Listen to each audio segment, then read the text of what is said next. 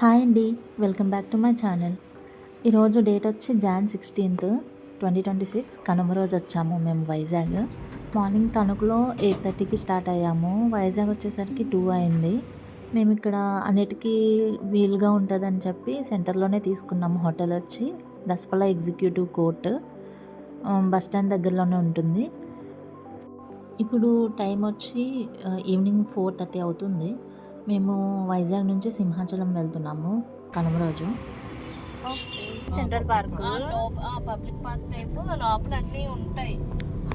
ఏంటంటే fountains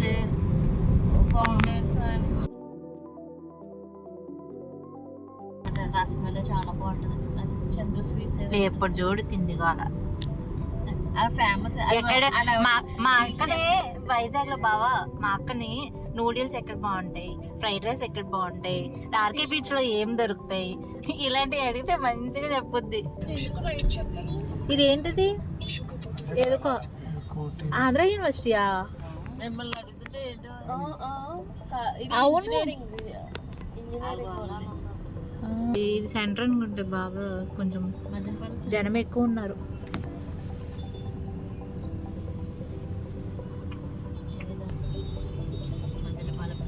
సింహాచలంకి 30 minutes దగ్గరే.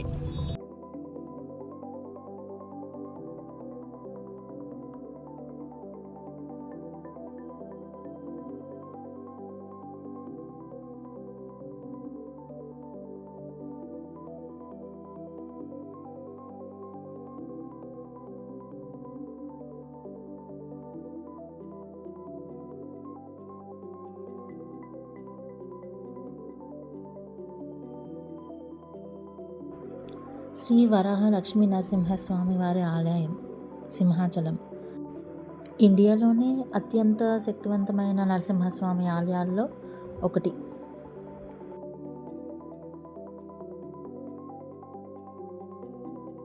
ఈ ఆలయంలో స్వామివారి నిజరూప దర్శనం సంవత్సరంలో కేవలం ఒక్కరోజు మాత్రమే చేసుకోగలం, అది కూడా చందనోత్సవం రోజు.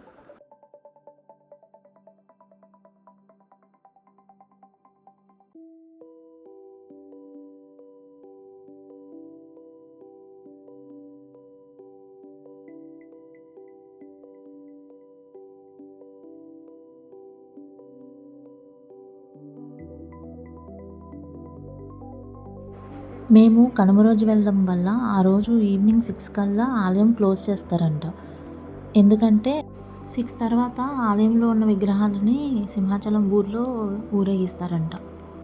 మా ఊర్లో కూడా శ్రీ బాల వెంకటేశ్వర స్వామిని అలానే ఊరేగిస్తారు. అందుకని సంక్రాంతి డేస్లో ఆలయం టైమింగ్స్ డిఫరెంట్గా ఉంటాయి. అందరూ ఒకసారి చెక్ చేసుకుని వెళ్ళాలి.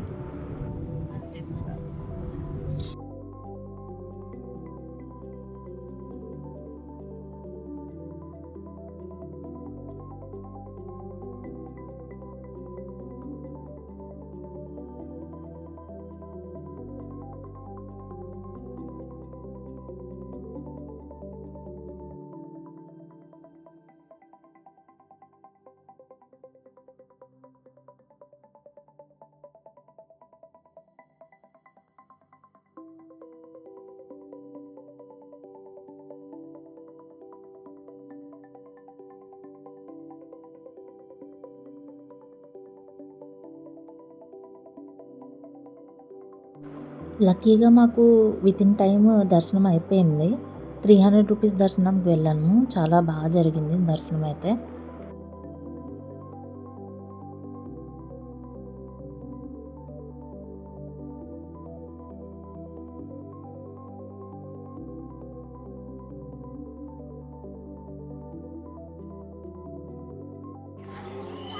సింహాచలం దర్శనం అయిపోయింది.